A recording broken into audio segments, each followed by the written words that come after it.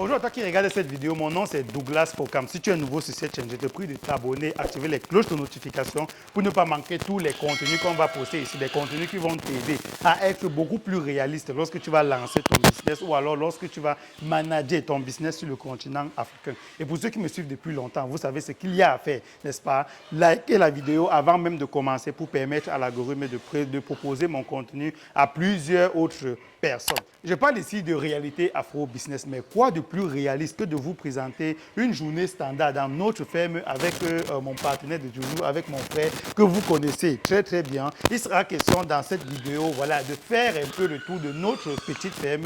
Je vais lui poser diverses questions. Il va aussi me poser certaines petites questions qui, à notre sens, à notre avis, vont vous permettre de mieux comprendre ce qu'on fait ici, vont vous permettre de mieux comprendre l'impact de ce qu'on fait ici et de comprendre à quel point, à notre petit niveau, nous participons aussi au développement du continent africain ou alors du Cameroun. C'est parti.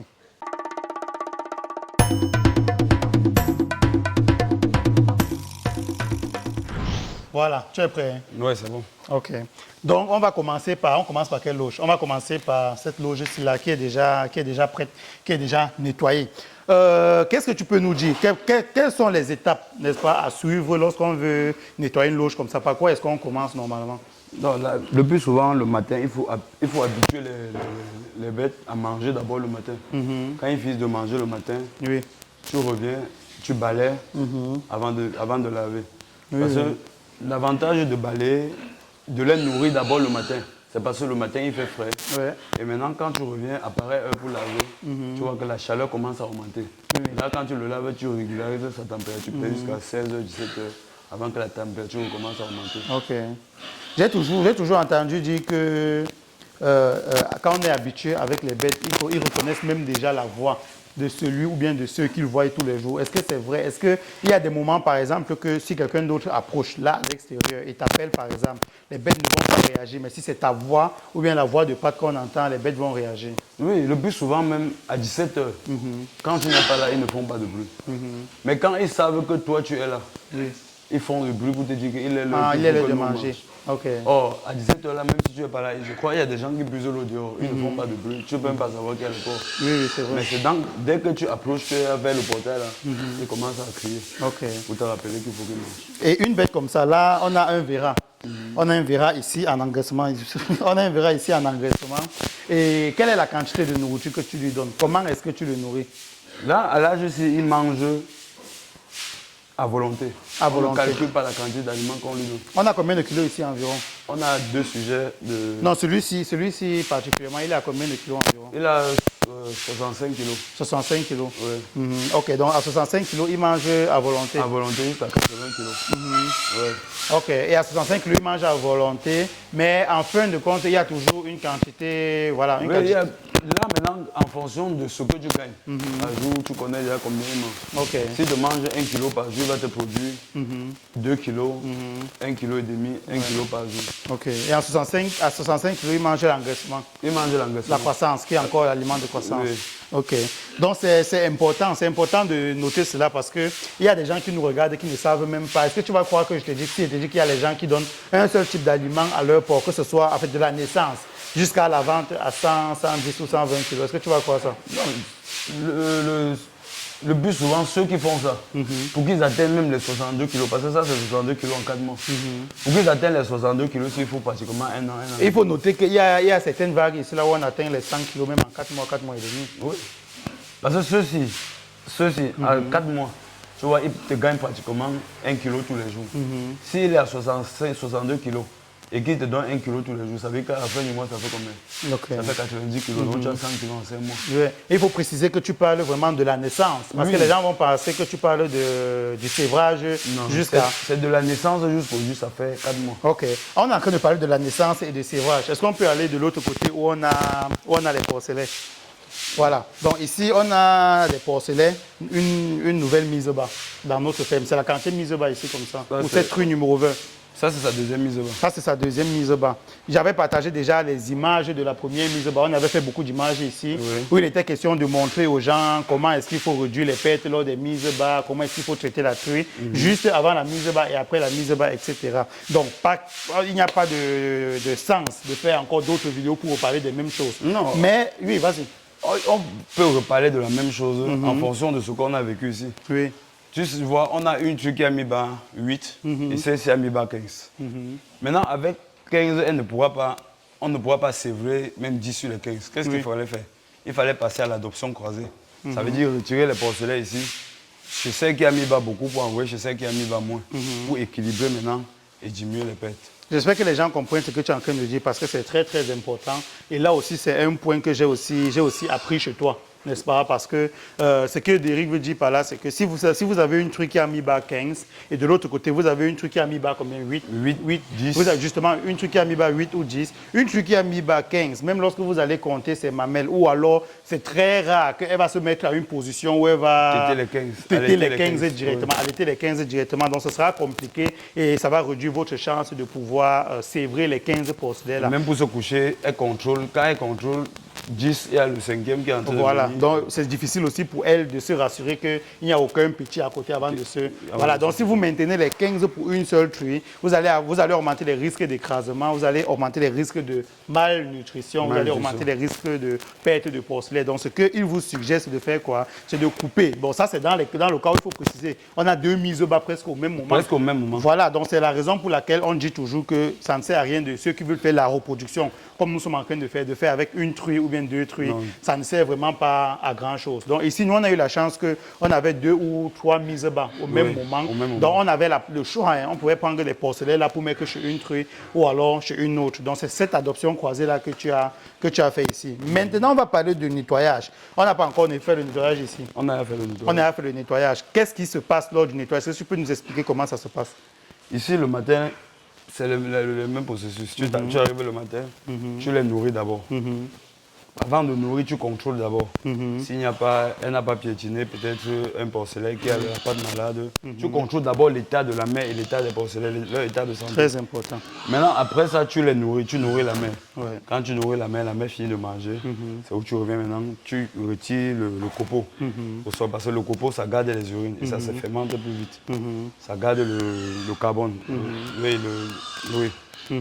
ça étouffe. Et quand ça étouffe comme ça, les porcelets vont avoir la diarrhée et ne vont pas croître normalement. C'est pour ça qu'il faut retirer le copeau tous les jours et changer le copeau. Et tu vas dire quoi maintenant à ceux qui n'ont pas... Je te pose la question parce que ça peut arriver. Nous, on a la chance d'être dans une zone forestière où on a des menuiseries un peu partout. Donc, il suffit qu'avec la moto ou bien avec une voiture, on peut récupérer autant de copeaux qu'on aura besoin pour 2 ou 3 mois. Ça, c'est vraiment une chance. On n'a pas... Maintenant, pour quelqu'un qui n'est pas dans une zone forestier, on va dire, alors dans une zone où il y a les menuiseries, qui n'a pas accès aux copeaux, qu'est-ce que tu peux conseiller à la personne? Est-ce qu'il y a une alternative aux copeaux? Bon, maintenant, je vais vous retourner la question. La question, c'est quoi? C'est que, est-ce que chez vous, là-bas, on utilise le copeau? En Europe? Oui. Non, ils n'utilisent pas le copeau. Ils utilisent quoi? Ils utilisent des... J'ai oublié le terme en français. C'est... Les herbes secs, non? Oui, voilà, oui, c'est vrai. Ils ont aussi des... Oui, c'est vrai. Pardon? Ils utilisent aussi des herbes secs. Oui, ils utilisent aussi des herbes secs, justement. Mais le problème, c'est que là, ils ont des machines. C'est ça le truc. Là, ils ont des machines, ils ont des tracteurs qui permettent de couper les herbes, d'enrouler directement et de placer. Donc, c'est très facile pour eux. Maintenant, si tu demandes à quelqu'un d'aller faire les herbes secs, bon, c'est vrai que c'est toujours une alternative si on n'a pas de copeaux. Oui, si tu veux réussir, tu vas sacrifier du temps. Si tu veux réussir en élevage de porcs, ce n'est pas dire aux gens, j'ai 30 porcs, j'ai 40 porcs, alors que dans ça, tu n'as pas de porcs. Quand tu veux réussir, tu vas faire l'effort de mettre tout à la disposition de la truie. Même quand ta femme est enceinte, tu fais comment? Tu fais la layette, non? Est-ce que le pauvre dit que comme je n'ai pas l'argent de la layette, je vais laisser? Il se bat à faire à son niveau. Non, c'est vrai, c'est très important ce que tu dis. C'est très important ce que tu dis. Ok, donc, est-ce qu'il y a autre chose que tu aimerais nous apprendre ici? Par exemple, les porcelets, ils sont de quel âge? Ils ont une semaine. Une semaine. Oui. Et tu sais voir combien de semaines au total? C'est là où tu vas choquer les gens. 21 jours. 14 jours, je les sers. 21 jours, 14 jours. 21 jours. 21 jours. Ok. Ça veut dire 3 semaines. Oui, 3 semaines. Ok. On sèvre à 3 semaines. J'avais déjà raconté ici sur cette chaîne l'histoire de. Le jour où tu m'as envoyé chez le vétérinaire. Un autre vétérinaire chez qui on n'était jamais parti parce que notre vétérinaire n'était pas ouvert. Et je suis arrivé, j'ai dit à la dame qu'on nous on sèvre à 21 jours, elle m'a chassé. Elle m'a dit qu'on tue les bêtes. Qu'est-ce qu'on fait? Pourquoi on les fait autant de mal et tout? Voilà. Donc ici, on a fini avec le nettoyage. Est-ce que tu as une formule pour que les bêtes soient aussi calmes? On les voit dormir, là, on peut même avoir peur. Il faut juste bien les nourrir la main. Quand tu nourris la main, le sein coule bien. Le sein coule bien. Oui. Ok. Et quand le sein coule bien, ils sont toujours rassasiés. Ils se couchent pour dormir. C'est ça le rôle du copeau. Je ne vais pas aborder notre know-how, je ne vais pas aborder notre secret ici parce que je sais que tu ne voudrais pas en parler. C'est vrai qu'après aussi, il y a une sorte de traitement de biosécurité ou alors de prophylaxie qu'il faut suivre. Pas seulement dès lors qu'elle est déjà gestante, mais bien avant, même au jeune âge. Oui, raison pour laquelle on conseille aux gens de ne pas aller pour leur reproduction, acheter déjà des trucs, même certains achètent même déjà des trucs qui sont déjà croisés. Voilà, pour amener dans nous, on ne conseille pas ça. Ils ne maîtrisent pas le mal qui a croisé, voilà. S'ils sont consanguins ou quoi. Exactement, exactement. Donc on va passer donc à la prochaine vache. Ici, par exemple, on a une truc qui va mettre bas bientôt, si on peut juger de par sa respiration. Oui, pas la vulve. Même la vulve aussi. On ne juge pas la vulve. Ok. Autour de mercredi, mardi. Mercredi, mardi, c'est dans combien de jours à partir du moment où tu te dis? Dans 4 jours. 5 jours. Ok. Et certaines personnes vont voir, je ne sais pas si on réussit encore à me comprendre avec les petits qui têtes là. Certaines personnes vont voir comme ça et vont se dire que la bête est mal à l'aise. Que pourquoi est-ce que vous enfermez la bête? Certaines personnes viennent même dire que, voilà, que ce sont des bêtes. On participe à la souffrance de l'espèce animale et tout. Qu'est-ce que tu peux leur dire? Réponds un peu pour toi qui suis ces porcelains-là depuis. Non. Vous savez, en élevage, il y a ce qu'on appelle les normes. Et dans les normes, on a tout prévu.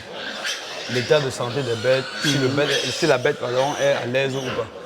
Quand on vous dit que le porc a une température très élevée, quand le porc a une température très élevée, il faut faire l'effort de diminuer, de régulariser sa température. C'est-à-dire, tu le mets dans un endroit, il ne va pas trop bouger. Parce qu'au fur et à mesure qu'il fait des mouvements, il perd en poids et la chaleur. Quand il perd en poids, ça veut dire que la chaleur vient le cesser et il ne mange pas bien.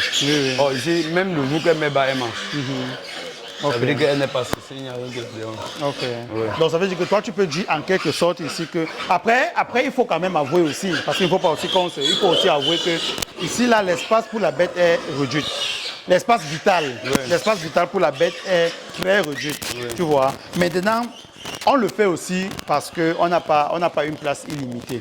Parce qu'il faut essayer aussi de maximiser par rapport à l'espace qu'on a. Tu vois. Donc la première raison d'abord, c'est de dire qu'on a sur une seule loge, on a 2 truies qui vont mettre bas. On va pouvoir faire l'adoption croisée, comme tu as dit tout à l'heure. On va avoir des petits qui vont quitter de l'autre loge pour venir dans l'autre loge, etc. Donc ça va nous permettre en même temps d'être beaucoup plus productif et de répondre aux besoins du marché. Maintenant, dans l'autre cadre, les gens peuvent voir comme ça et penser que nous, on le fait juste pour pouvoir être productif. C'est là où tu interviens et tu expliques que même si la bête était dans une grande loge, le plus souvent, elle essaie de rester immobile. Est-ce que c'est ça? Le plus souvent, elle essaie de maximiser son énergie, de canaliser son énergie. Voilà, tu peux revenir par depuis qu'on a tourné la vidéo là. Voilà, depuis qu'on a commencé la vidéo, ça c'est un très bon exemple que tu as pris. Depuis qu'on a tourné la vidéo, qu'on a commencé la vidéo, il est couché là. Donc, ça, et en plus, ça c'est pour un Vera. Ça c'est pour un Vera. Voilà, donc là il a déjà même passé l'âge de dire qu'il va jouer, etc. Voilà, donc c'était aussi un peu pour que vous compreniez, parce que vous allez peut-être souvent lire les commentaires sous ma vidéo, où ça peut peut-être vous décourager, vous allez vous dire que si vous ne voulez pas faire comme Douglas Focam, vous allez peut-être construire une très grande ferme où vous allez avoir des loges comme ça pour chaque true et ses petits et tout. Non seulement vous ne serez pas productif, non seulement ça ne va vous servir à rien, ça va faire des dépenses inutiles et en plus vous allez augmenter les risques d'écrasement parce que quand l'espace est très grand, la true ne sait pas aussi finalement où les petits se trouvent. Donc en voyant peut-être assez d'espace qu'elle a, elle va tout simplement se coucher, sachant que les petits peuvent être n'importe où. C'est ça. Ça va aussi vous engendrer beaucoup, ça va aussi vous envoyer dans beaucoup de dépenses. Imaginez que vous avez une salle comme ça, qu'il faut mettre du copeau. Parce que le copeau a son épaisseur, 3 cm d'épaisseur. L'épaisseur du sol jusqu'à la surface. Comme ça, tu vas mettre 3 cm d'épaisseur, tu vas mettre combien de ça? C'est vrai, c'est ça. C'est ça. Et après, maintenant, il faut changer tous les jours. Il faut changer tous les jours. Voilà. Donc, pour ça, il faudrait que celui qui a ça, il ait sa menuiserie. S'il a sa menuiserie, qu'il a le copeau illimité. Il n'aura pas d'apprenti parce que les apprentis ne vendent que le copeau pour manger. Et quand il va ramasser tous les jours pour partir, l'apprenti va lui dire OK. OK. On va continuer dans l'autre salle. Ici aussi, ce sont les mises bas. Très, très, très, très récentes. Oui, donc ici, celle-ci et l'autre qui ont mis bas le même jour. Celle-ci avec lui, on a adopté avec eux, avec notre merci. D'accord. Ici, on les voit aussi en train de dormir vraiment jusqu'à on pourrait s'inquiéter que quelque chose de mal leur est arrivé. Mais il suffit seulement d'approcher et de les toucher. On va seulement voir comment ils vont. Comment ils vont sortir. Dans le processus de nettoyage, ici aussi, c'est pareil. C'est pareil. OK. Ici aussi, le travail a déjà été fait. Déjà fait. OK. Donc, on voit bien comment le copeau est utile. On voit comment ils sont couchés directement sur le copeau et non sur le sol. Voilà. Donc, ici, ce sont des mangeoires qu'on avait testés à l'époque avant de faire nos propres mangeoires. Oui, donc est-ce que tu peux aujourd'hui donner un feedback de la réussite de ces mangeoires-là qu'on avait fait? Est-ce qu'on doit... Ça fait combien de temps aujourd'hui? 6 mois, 5 mois aujourd'hui? Est-ce qu'il faut refaire de nouvelles mangeoires? Est-ce qu'il faut faire les mêmes mangeoires de façon optimisée? Ou alors, qu'est-ce que tu peux nous dire par rapport au rendement? Non, ici, l'avantage qu'on a avec ces mangeoires, c'est quoi? C'est que quand on parle de serveur à 21 jours, c'est avec ces mangeoires qui m'aident à les servir à 21 jours. Parce que vous pouvez commencer à les donner le pré-démarrage au 14e jour, avec tous les soins qui suivent, avant de continuer. OK. Bon, maintenant, si tu n'as pas de mangeoire, et que tu verses peut-être dans le plat comme je vois les gens font, ils vont acheter dedans, ils vont venir pisser à l'intérieur. Quand tu vois la mangeoire, tu vois qu'ici, ils n'ont pas la possibilité de pisser à l'intérieur. C'est vrai. C'est vrai. Ils disent selon le plus jaune, ils n'ont pas la possibilité de pisser à l'intérieur. C'est vrai qu'il faut maximiser dans les mangeoires et voir. Bon, maintenant, selon les mangeoires qu'on veut faire, on va maintenir les mêmes mangeoires et refabriquer d'autres plus grands, plus costauds, qui va permettre que dès qu'ils sont au démarrage, on peut mettre 3 sortes d'aliments dans un mangeoire et ça leur permet de manger à tout temps. OK. Là, tu vas voir qu'à 6 mois, au lieu d'avoir 62, 65 kilos, tu vas avoir 70 kilos. Parce qu'ils seront toujours en train de manger. Toujours en train de manger. OK, donc si je comprends bien, ça veut dire que les mangeoires-ci sont aussi utiles que les mangeoires qu'on avait fabriqués avec Martial, sauf que les mangeoires qu'on a fabriqués avec Martial, là, on va encore optimiser. On va faire de telle en sorte que ça peut fournir plusieurs porcelets. Parce que là, on est en train aussi d'augmenter le nombre de reproducteurs, le cheptel. Donc, il faudrait justement optimiser ces mangeoires-là pour que, ne vous inquiétez pas, je vous partagerai les vidéos de toutes ces expériences-là sur la chaîne. En attendant, n'oubliez pas ce que Derrick est en train de montrer ici, c'est très important parce que ce qu'il faut retenir sur l'explication qu'il a donnée pour ces mangeoires, c'est quoi? C'est que nous, on a beau dire qu'on serve après 21 jours. Mais pour ceux qui peut-être ne se sont pas fait former ou alors disent que voilà, nous, on veut seulement vendre la formation aux gens, en fin de compte, on ne vend rien. Qu'est-ce qu'eux, ils vont faire après? Eux, ils vont peut-être dire, ils vont venir écouter sur YouTube, ils vont dire que ça ne sert à rien de faire la formation parce que de toute façon, on donne tout sur YouTube, n'est-ce pas? Donc, ils vont venir ici, ils vont entendre, comme on a dit qu'on serve à 21 jours, ils vont porter leur porcelaine à 21 jours, retirer de leur mère, les mecs dans d'autres lieux, j'ai commencé à les nourrir, sans savoir qu'il y a une étape qui vient avant, qui est qu'à partir du 14e jour, on commence à les habituer un peu avec l'aliment de pré-démarrage. Ça veut dire quoi? Ça veut dire que quand leur mère, par exemple, les refuse de temps en temps, parce que ça arrive, leur refuse de temps en temps le lait maternel, ils vont donc venir essayer par curiosité de voir ce qu'il y a dans les mangeoires. C'est comme ça qu'ils vont donc commencer à ne serait-ce que lécher ces aliments-là. Et lorsqu'on va les servir complètement, ils auront l'habitude. Voilà. Il y a l'habitude de manger. Comme celle-ci, tu vois, quand un blond, les tétines, ça veut dire qu'elle ne veut pas qu'ils allaitent. Voilà, c'est ça. Là, elle a bloqué, elle ne veut que personne allaite. Parce qu'elle juge qu'ils ont suffisamment mangé, ils ont suffisamment allaité et ils doivent aller se reposer. Et c'est ce qu'ils sont en train de faire. Sauf que le plus souvent, même, ou du moins souvent, ils ne vont pas directement accepter coopérer comme ça, mais ils vont forcer. Et c'est comme ça qu'on va entendre des bruits. Au fur et à mesure, ils vont s'habituer. Dès qu'elle ouvre là, ils vont commencer à faire du bruit. Voilà. Bon, maintenant, si c'était comme ça, parce que là, ils sont à 8 semaines. Si on était au 14e jour, 13e, 14e jour, peut-être qu'on a mis le mangeoire. Ça leur permet de manger au fur et à mesure que la mère refuse de manger. Ça de l'eau maintenant. Ouais. Exactement. OK. Ici, on est aussi dans une autre loge très, très, très propre, avec des bêtes qui sont très propres. Les bêtes ici sont très propres, franchement, il faut l'avouer. Est-ce qu'on les a lavées? On les lave tous les jours. On les lave tous les jours? OK. Et tu fais quoi de toute cette eau-là qui vient après? Parce que N'oublie pas qu'à chaque fois que tu vas donner des conseils aux gens sur cette chaîne, il ne faut pas oublier que tu as des personnes qui vont seulement prendre comme ça pour aller appliquer, sans chercher peut-être à te contacter pour savoir plus d'informations ou quoi que ce soit. Donc, quelqu'un d'autre va peut-être venir commencer à laver ses bêtes tous les jours. Et c'est comme ça qu'à l'extérieur, il va créer peut-être l'érosion à l'extérieur de son bâtiment parce qu'il y a trop d'eau qui sort et qui commence à creuser. Peut-être après un moment, il va commencer à voir sa fondation. Ou alors, l'eau qui sort là, par exemple, ce n'est pas de l'eau propre. L'eau du sol, ce n'est pas de l'eau propre. Donc, à l'extérieur de son bâtiment, il va commencer à avoir des odeurs. Quel est le secret qu'on a appliqué ici pour laver tous les jours et ne pas avoir des odeurs à l'intérieur et à l'extérieur de la ferme? Ce qu'on a fait, on a juste fait des conversations avec les chiots. Et l'avantage de faire même d'abord les conversations avec les chiots, c'est qu'on se trouve dans un endroit où il y a trop de serpents. Le serpent ne peut pas entrer dans une fosse parce qu'on a canalisé, on a envoyé dans une fosse. C'est ça. Le serpent ne peut pas entrer dans une fosse juste parce qu'il veut entrer dans le tuyau et se retrouver dans la ferme. Parce que d'abord, l'intérieur de la fosse, la température qui est à l'intérieur de la fosse, si tombe les gens, c'est fini. Donc c'est l'avantage qu'on a. Et quand ça coule, ça entre dans la fosse. La fosse est fermée, ça couvre les odeurs. Ouais. Les odeurs sortent au fur et à mesure, ça ne sort pas au même moment. Parce que ce n'est pas en contact avec le soleil pour accélérer la fermentation. Les fermes qui sentent, c'est parce que tous les déchets là sont en contact avec le soleil et accélèrent la fermentation. C'est ça qui fait maintenant sentir. Il faut aussi noter qu'on a aussi l'inclinaison du sol. Donc, parce qu'on a une pente, voilà, on a une pente qui rend, parce qu'il faudrait que il faudrait qu'on puisse tirer l'eau, qu'on puisse ramener l'eau à l'extérieur facilement. Donc, quand on les lave là, on a une grande quantité d'eau qui sort naturellement et après, avec le balai, on pousse juste le reste.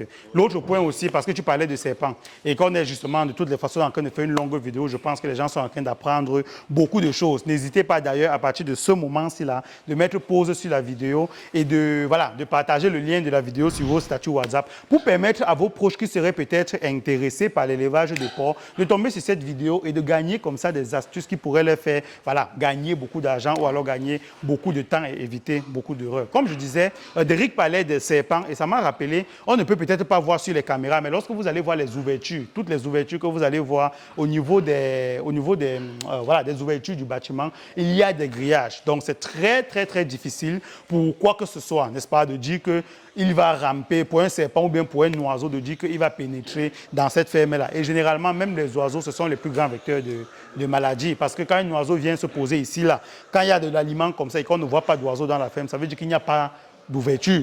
Et un oiseau qui vient se poser là, c'est un oiseau qui sort probablement d'une autre ferme où il y a des maladies pour amener cela ici. Maintenant, l'autre point aussi que c'est important, que je trouve que tu devrais préciser, c'est la capacité aussi à pouvoir utiliser l'eau qui sort du bâtiment et qui retourne dans les fosses. Oui, c'est très important parce qu'on a fait une vidéo ici là où on a montré la pompe qu'on a achetée et où on montrait dans la valeur de cette pompe-là, comment on est capable derrière de retirer cette eau-là qui s'est fermentée, qui est devenue des engrais en quelque sorte. Comment on est capable d'extraire cette eau-là pour pouvoir derrière faire les bananiers ou bien d'autres choses à l'extérieur. Qu'est-ce que tu peux dire par rapport à ça? Bon, l'avantage qu'on a, c'est quoi? C'est que l'eau-là contient déjà tous les vitamines que la plante a besoin. Ça veut dire que tu ne vas pas... C'est différent du fumier que tu mets, ça prend du temps pour se décomposer avant que la plante perce le problème. Ouais. Quand tu verses l'eau, dès que c'est en rapport avec le sol, la plante commence à gonfler. Donc maintenant, c'est aussi un très grand produit insecticide pour ceux qui font les légumes. Les huiles de porc être fort. Oui, avec l'azote et tout. Donc, pour ceux qui font les légumes, ils utilisent ce système pour arroser les légumes, même une fois par semaine ou une fois en 2 semaines. Tu vas voir que le rendement qu'ils auront sera élevé par rapport à celui qui utilisait le fumier. Parce qu'il sera difficilement attaqué par les insectes, par les rats et comme ça. Ok. Ici, on est là pour parler de tout. J'ai vu la boule là qui balance un peu légèrement. J'avais fait une vidéo lorsque j'étais encore en Allemagne où j'avais récupéré ces boules là dans un supermarché animal. On peut appeler ça comme ça en quelque sorte. C'est vrai que jusqu'aujourd'hui, je n'ai jamais fait de vidéo pour montrer le rendu de cette boule là. Mais son objectif d'abord à la base, c'est de pouvoir distraire les animaux parce qu'on va les voir comme ça. On a combien de bêtes ensemble? On a 4 bêtes ensemble et voilà, il peut souvent arriver qu'il y ait des bagarres. Donc pour limiter les bagarres, il faudrait qu'ils soient distraits avec n'importe quoi tout le temps. Donc c'était ça l'objectif de cette boule-là. Est-ce que tu peux nous dire sincèrement si ça fonctionne ou alors quand est-ce que cela fonctionne? Non, tu vois, quand ils finissent de manger, parfois quand ils finissent de manger, le premier qui finit de manger va vers la boule. Dès qu'il touche la boule, ça appelle l'autre. Et quand l'autre vient maintenant, il touche aussi la boule directement, il laisse la boule de il mange. Ça les distrait aussi en même temps, ça les fait manger plus, plus. Ok. Ok. Donc du coup, ce que vous devrez comprendre ici, c'est que lorsqu'on fait de l'élevage de porc et qu'on dit qu'il faut nourrir le porc à volonté, ça ne veut pas dire que vous allez acheter n'importe quel type d'aliment. Les types d'aliments qu'il vous faut, on en a déjà parlé. Donc vous n'allez pas juste venir verser de l'aliment dans les mangeoires comme ça. Vous pouvez verser l'aliment dans votre mangeoire chez vous. Votre porc consomme quoi? 1,5 kg par jour. Pendant que chez nous, notre porc consomme le même porc, les mêmes poids, les mêmes âges, la même race, consomme 3,5 kg par jour. Là, vous allez peut-être maintenant aller dire que nous, on a vu un marabout qui a permis à nos porcs de manger plus et de prendre plus de poids. Alors que derrière, c'est juste des petites stratégies comme ça qu'on teste et qui marchent et qu'on partage avec vous. Derrick, on va aller dans une autre loge. Je ne crois pas qu'ici, on ait grand-chose. Là encore, c'est la même chose. Ici, on a un Vera qui est tout seul dans une si grande loge avec une boule destinée à sa distraction. Qu'est-ce que tu peux nous dire? Pourquoi est-ce que tu as ce Vera-là? Tu as mis ce Vera-là seul dans une si grande loge? Non. Au début de la vidéo, on a vu un autre Vera là-bas. Oui, il était seul aussi dans une grande loge. Les deux Vera étaient ensemble. Mais comme celui-ci est plus costaud, celui-ci est dans les 69-70 kilos. Comme il est plus costaud, il avait une tendance à taper. Okay. Mais est-ce que les deux sont venus au monde au même moment? Au même moment. Donc ça permet donc de comprendre, pour moi d'expliquer aux gens que quand on dit qu'on peut avoir 100 kg en 4 mois ou en 5 mois, il ne faudrait pas que les gens soient étonnés que si les 5 mois là, qu'il n'y ait peut-être une bande de 10, qu'il n'y ait que 3 qui atteignent les 100 kg à 4 mois ou à 5 mois. Parce que vous pouvez avoir les bêtes ensemble, ils ne vont pas grandir au même moment. Votre défi est donc de faire en sorte qu'ils grandissent au même moment le plus, en fait, qu'ils grandissent le plus au même moment que possible. Vous comprenez ce que je veux dire par là. Donc, ça passe aussi par les mangeoires, comme il expliquait tout à l'heure, d'avoir des mangeoires où les bêtes vont vraiment être capables de manger vraiment tous ensemble. Mais quelque part aussi, c'est aussi un peu génétique. J'ai envie de dire que vous n'y pouvez rien. Vous pouvez avoir même dans votre famille des frères et des sœurs. Vous avez des petits frères qui sont très grands par rapport aux grands frères. Ça ne veut pas dire que les grands frères mangent moins que les petits frères. Donc là aussi, vous ne pouvez rien faire. Il faudra juste derrière être capable de, comment tu appelles ça, le cycle là, de sortir, mais de calibrer. Voilà. Justement, il faudrait être capable derrière de faire le calibrage. Voilà, donc c'est ce qu'on pouvait comprendre ici. Cette bête aussi, elle est très très propre. On comprend aussi qu'ici, on l'a aussi lavé. Et voilà. Donc, on va passer à la dernière. On va passer à la dernière ou avant-dernière loge. Parce que là, je pense qu'on a déjà presque tout dit. Ici, on a une truie en gestation. Oui. Que tu as sévré, tu as mis seul. Non, elle est déjà croisée. Oui. Non, pas sévré, que tu as séparé, tu as mis seul. Oui.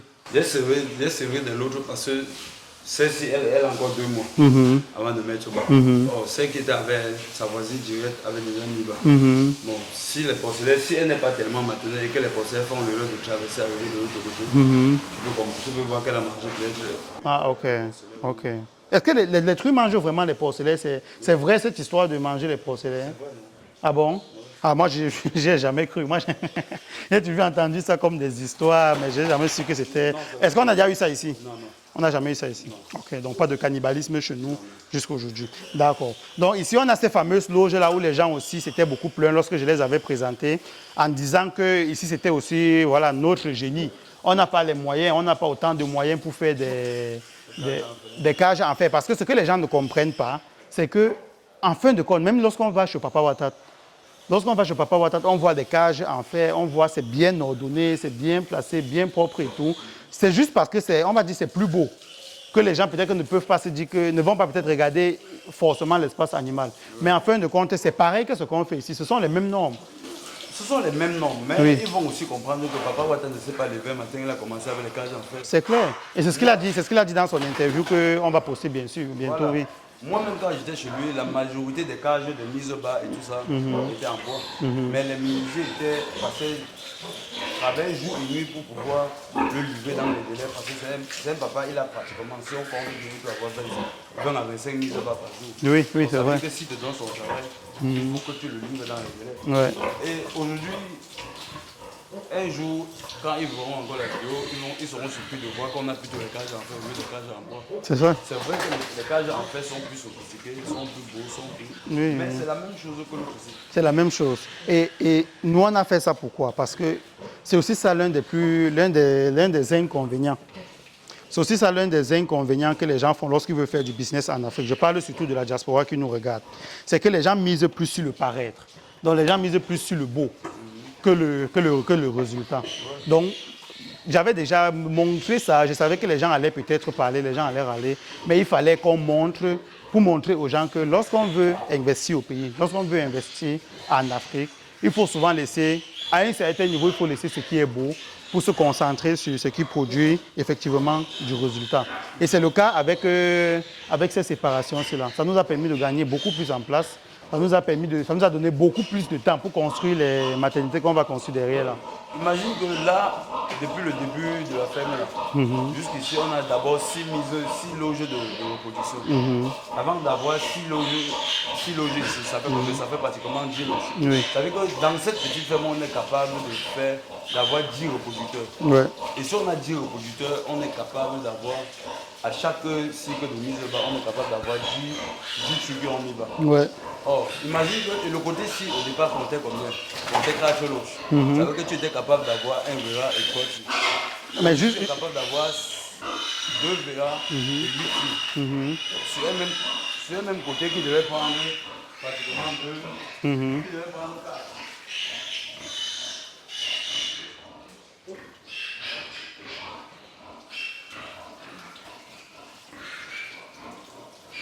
Tout est OK.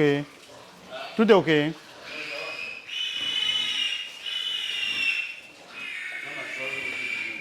OK. Oui, tu étais en train d'expliquer la rentabilité sur les... Parce que là, le côté ci, le côté où il y a les reproducteurs, c'est un côté qui avait 4 loges au départ. Ça veut dire que dans les 4 loges, automatiquement, tu dois avoir 3 tués et un verra. Je vois qu'aujourd'hui, on se retrouve à combien? C'est vrai. Et maintenant, pour les gens qui ne comprennent pas, tu as parlé tout à l'heure de combien de reproducteurs? 10 reproducteurs. Si on suppose même qu'on est sur les mises bas croisées par 10, donc ça veut dire quoi? Ça veut dire que nous, de toutes les façons, les gens qui cherchent les porcelains chez nous, ils ne nous supplient pas. Mais voilà, je veux dire, la demande est tellement supérieure. Voilà, donc si on dit que, par exemple qu'on va faire les mises bas pour les 10 reproducteurs en même temps et patienter 4 mois encore pour avoir les porcelains, ça veut dire qu'à chaque vague, on a combien de porcelains? On peut avoir, si on a 10 et 10, ça fait 100. ça fait 100. Minimum. Ça fait 100 au minimum. Parce que là, on a une mise bas de 15 par exemple tout à l'heure. Après l'autre, c'est 12. Après l'autre, c'est 8. Donc, on passe sur une moyenne de 10. Voilà. Donc, si on est sur 100 porcelains, qu'on va attendre 4 mois pour dire aux producteurs, c'est pour que les gens comprennent un peu la rentabilité qu'il y a en élevage de porc. On est à 100 porcelains. Après, on va attendre 4 mois, bien sûr. Les 100 porcelains, tu vas les vendre à combien? À 60 000. 60 000. Bon, quand on a fait nos calculs et qu'on parle de manière exagérée, pour ne pas que peut-être quelqu'un qui ne s'y connaît pas dépense un peu plus et dit qu'on a menti, on est allé sur 20 000 qu'on dépense au maximum, mais c'est nettement moins. Vraiment moins. Mais on est allé sur 20 000 qu'on dépense au maximum sur les porcelains jusqu'à la vente. Donc, il manque 40 000. On va faire 40 000 fois 100, on est à combien? 400 000. Non, 44 millions. Donc, on est à... On a 4 millions. Donc ça fait 4 millions et on attend 4 mois. Donc on a 1 million par mois. On a 1 million par mois. Voilà, donc avec juste en faisant ceci, tu peux encore le montrer, juste en séparant les loges comme on a séparé là, en oubliant le beau et en misant sur le résultat. Voilà, on veut que les bêtes se sentent à l'aise, nous donnent des bons porcelains avec de la bonne viande. On est capable derrière de produire 1 million par mois sans construire de bâtiment.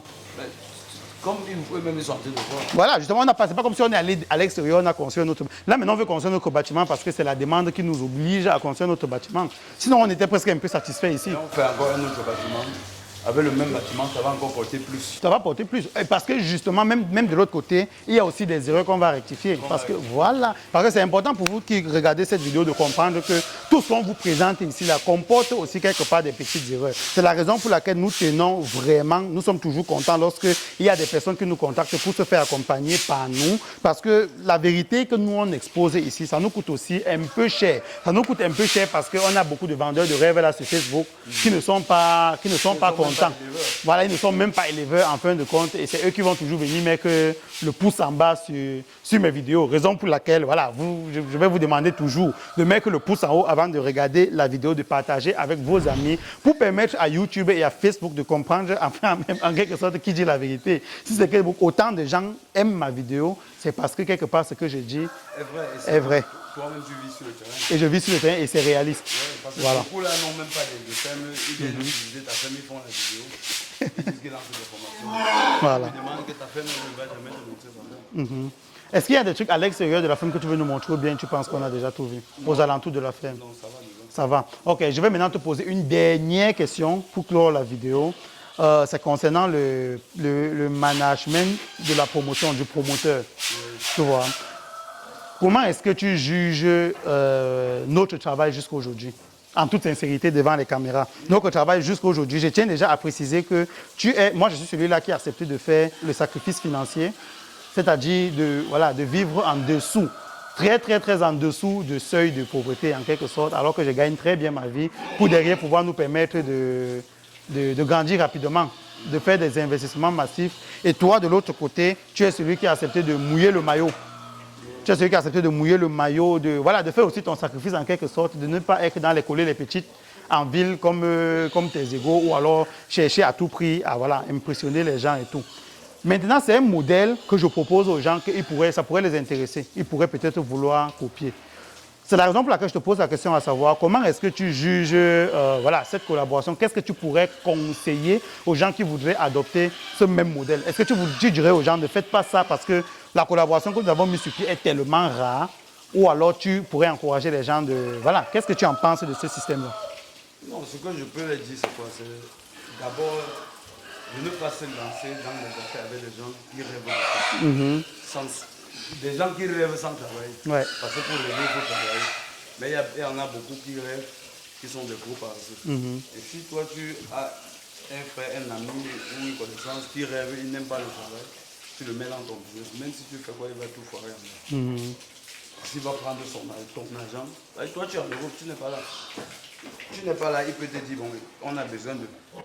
Toi-même, tu as rencontré un monsieur ici, son frère allait en Allemagne, il avait près de 500 porcs, 4000 poulets, le gars a mangé tout ça en forme. C'est fini. Ouais, c'est vrai. Le gars a mangé tout, c'est fini. C'est vrai. Et c'est vrai qu'il m'avait même dit qu'il ferait une vidéo. Si on se retrouve au pays au même moment, il ne vient pas trop au pays. Oui. Mais il m'avait dit qu'on ferait une vidéo, partagerait son expérience parce qu'il est persuadé que ça va aider les gens. Voilà, parce que lui, il se retrouvait à un moment où tu as un gars que tu as pris qui ne travaille rien. Tu dis que bon, on travaille ensemble, on travaille ensemble, oui. Mais quand il entre dans un bar, on sait à boire tout le monde. Toi-même, le propriétaire de l'agent, tu bois difficilement une bière. Mais quand il entre au bar, tout le monde vient boire, que c'est le grand, c'est le président. Dis-moi comment tu vas réussir avec ce genre de personnes. Ouais. C'est pour ça que je dis la collaboration est bonne. Et derrière ça, on tire beaucoup d'avantages. On ne fait rien sans calculer. Il faut calculer combien le porc mange. Le porc ne va pas manger plus que ce que tu avais prévu. Parce que s'il mange plus que ce qui est à la normale, tu ne pourras plus jamais rattraper les manques à gagner. Quand on te dit qu'un porc à partir de 100 kg mange 3 kg par jour, ne regarde pas à donner 3 kg par jour. Le plus important n'est pas de rater les chaleurs. Parce que quand tu rates une chaleur, tu vas encore attendre 3 semaines pour pouvoir le croiser. Pendant les 3 semaines, il te mange 3 kilos tous les jours pendant 3 semaines. Mais les gens vont, malgré ça, Derrick, les gens vont toujours dire, et de dire aussi, ce sont les gens aussi que je consulte, qui me disent que sur ce point, tu ne peux pas m'aider. Toi, tu as ta chance. Ça se voit que tu travailles avec des personnes honnêtes et que c'est une chance. Est-ce que tu penses que c'est une chance ou alors tu penses qu'il y a un travail que je fais derrière pour que la collaboration soit améliorée, un travail que toi aussi tu fais derrière pour que la collaboration soit améliorée? Je veux savoir si c'est une chance. Tu leur dis que c'est une chance pour que les gens attendent leur chance. Mais s'il y a un travail à faire, il faut le leur dire. La science n'est pas la chance. Il y a des gens qui sont des bandits aujourd'hui, ils te disent qu'il ne faut plus. Ils se concentrent à faire ce qu'on leur demande de faire. Ouais. Ça veut dire, je vous disais toujours, beaucoup de gens en diaspora, en Europe là-bas, quand ils quittent ici, ils arrivent en Europe, ils savent qu'il a laissé les chimpanzés ici. Et quand ils viennent pour travailler avec toi, ils te traitent tellement mal que quand tu as l'occasion de le blesser, tu ne réfléchis pas deux fois. Il faut toujours avoir traité ton prochain comme toi-même. Si c'est moi qui étais à sa place et qu'on me traitait comme ça, est-ce qu'il devait être à l'aise? Quand tu mets déjà un gars dans ces conditions et que tu causes bien avec lui, tu ne fais pas le truc du patron, je suis le patron. Tu viens, tu le grondes n'importe comment. Je crois quand même que sa conscience va lui permettre de bien travailler. Et ne vois pas qu'il travaille bien. Il faut toujours être derrière pour contrôler si ce qu'il fait est bien. C'est vrai. Donc tu penses que ça, tu penses qu'en faisant ça, parce que sur d'autres vidéos d'autres personnes sur Internet, j'avais compris un témoignage d'une dame du Sénégal, je crois, du Sénégal, du Mali, je crois, qui disait qu'elle a compris très tard qu'il fallait maltraiter les gens, en quelque sorte, en Afrique pour pouvoir mieux collaborer avec eux. Parce que si on veut faire un peu comme en Occident, où on veut être le mec gentil, le patron gentil et tout, ça ne marche pas. Les gens vont penser que tu es bête et ne vont pas te prendre au sérieux. Non, cette femme n'a pas tort, elle n'a pas raison. Là, j'ai dit, comme je disais, la femme là, elle n'a pas raison, elle n'a pas tort. Hein? Peut-être elle arrivait chez eux au Sénégal, parce que vous savez d'abord automatiquement les Africains, les Camerounais, les Africains aiment la fête. Et celui qui aime la fête n'a pas le temps de bien travailler. Ouais. Bon, maintenant, quand elle est arrivée, on l'a bien dragué, on a dit que non, on a monté des bons projets. Et même dans la tête, elle avait vu que le projet avait réussi. Elle n'a pas pris le temps d'étudier celui qui a monté le projet. Le projet peut bien réussir, mais est-ce que celui qui a monté le projet est capable de faire réussir le projet? C'est vrai. C'est où elle a, comme en Europe, ils ont beaucoup d'argent, elle a pompé l'argent, pompé. L'argent est fini. Et un monsieur qui est venu ici me voir, il sortait de l'Allemagne. Il arrive ici, il me dit qu'il est déçu. Je dis pourquoi? Il me dit il est parti au village. À Bafang, il a pris son petit frère. Son petit frère est venu ici travailler. Quand il vient au Cameroun, son petit frère peut louer les ports pour mettre à la fête. Même s'il fait 3 mois au pays. Les porcs sont là 3 mois et les porcs d'autrui sont nourris à ses frais. Et c'est quand il part. On remet les porcs d'autrui. Et les porcs de En Allemagne, il ne fait que pomper l'argent pour nourrir. Pomper l'argent pour nourrir. Un jour, il vient donc s'en appeler. Il arrive à la ferme, il voit que la ferme avait même déjà moisi. Il demande à son petit frère qu'il y a quoi. Il dit que je ne t'avais pas dit que les porcs étaient tout le monde. Il dit que l'argent que tu prenais chaque fin du mois, c'était pour ça. Il n'a pas pu répondre à la question. Or, est-ce que lui-même étant en Allemagne, il contrôlait la ferme? Ouais, le travail qu'on fait ensemble. Ok, non, c'est bon. Je crois qu'ils ont compris le plus important. Donc finalement, nous sommes d'accord pour dire qu'il n'y a pas question de on n'investit pas avec la famille ou bien il faut essayer de faire d'abord déjà un travail de reconnaissance. Oui, donc essayer déjà, il ne faut pas choisir la facilité parce que ce que les gens font, c'est qu'ils choisissent la facilité. Plus on te vend le rêve, plus tu te dis que tu n'auras pas à faire, tu n'auras pas beaucoup de travail à faire et l'argent va couler. C'est ça, non? Ouais. D'accord. Est-ce qu'il y a une dernière chose que tu aimerais souhaiter aux gens qui nous regardent? Ce que j'aimerais leur dire, c'est de se lancer, de ne pas avoir peur. Dans l'élevage de porc, quand tu suis bien, quand l'hygiène est assurée, tu suis bien les bêtes, la maladie et tout, et que tu désinfectes chaque fois le bâtiment, tu n'as pas à avoir peur. Parce que c'est quand tu lances l'élevage que tu vois que tu le connais. Donc ils sont appelés à laver les porcs comme on est en train de laver. Regarde comment les porcs sont propres. Tous les jours. Tous les jours. Tous les jours que tu as créé. Parce que si tu lèves, le porc a une température élevée. Et quand tu es dans les mauvaises périodes... Et ça se voit qu'il est à l'aise quand on le lave. Et quand tu es dans les mauvaises périodes comme ça, avec la température du porc qui est élevée, il y a les rougets qui augmentent encore plus la température du porc, il commence à ne pas manger. Et c'est comme ça qu'il meurt. Il faut suivre le porc comme on suit l'enfant à la maison. Comme toi-même tu suis ta femme. Tu auras la réussite. Il n'y a pas la magie. D'accord. Et maintenant, qu'est-ce que les gens qui te regardent peuvent nous souhaiter pour les années à venir? Bonne chance. Les portes sont ouvertes, ils peuvent venir visiter la ferme à tout moment. Ils peuvent venir visiter, ils peuvent te contacter aussi pour des informations. Voilà, donc je vais pas hésiter à leur donner ton numéro si c'est qu'ils me contactent déjà par mail. Je vais leur donner ton numéro pour que tu leur donnes plus d'informations. Il n'y a pas de problème. Voilà. Je serais très content de les aider aussi. Exactement. Comme on a été aidé par Papa Watat, etc. Monsieur Vincent, voilà. Monsieur Bertrand. Monsieur Bertrand, voilà, exactement. Voilà. Donc, c'était la fin de cette vidéo. J'espère et je sais que vous avez appris beaucoup de choses. Vous avez pris plaisir à regarder cette vidéo que nous avons préparée assez rapidement pour vous. Vous avez déjà ce que je vais vous dire. Partagez la vidéo autour de vous parce que je suis persuadé que cette vidéo va aider des gens à réussir en élevage de porc. Ça va motiver des gens à se lancer en élevage de porc. Les amis, cette activité, c'est une chose. Lorsqu'on a compris les rouages, lorsqu'on a compris ce qu'il faut faire, que ce soit toi le promoteur ou alors le chef de production sur place, lorsqu'on a compris les routines, ce qu'il faut faire, ça devient vraiment une activité qui, je veux dire, on commence à vivre sa passion parce qu'on prend vraiment tellement plaisir, n'est-ce pas, avec ces bêtes-là. Raison pour laquelle je ne peux que vous encourager à vous lancer dans ça. Un autre avantage encore, c'est que ce n'est pas une activité qui va dépendre des élections au Cameroun en 2025 ou je ne sais quoi. Les gens auront toujours besoin de manger et comprenez encore qu'on est très loin. Je pense qu'on a même encore 10 ans pour atteindre ne serait-ce que la quantité minimale de viande de porc pour satisfaire le marché. Donc, il y a encore de la place. Lancez-vous. J'ai lancé cette activité et je crois qu'on va arrêter d'engraisser des porcs jusqu'à 100 kilos pour derrière revendre parce qu'on a des éleveurs beaucoup plus riches, qui ont beaucoup plus grand, un cheptel beaucoup plus grand, qui demandent des porcelets chez nous pour aller revendre. Donc, il y a de la place. Lancez-vous. N'hésitez pas à nous contacter si vous avez besoin voilà, d'informations supplémentaires. Et voilà, abonnez-vous, partagez la vidéo autour de vous. Je vais vous donner rendez-vous dans une prochaine vidéo toujours aussi intéressante sur Réalité Info Business. Ciao.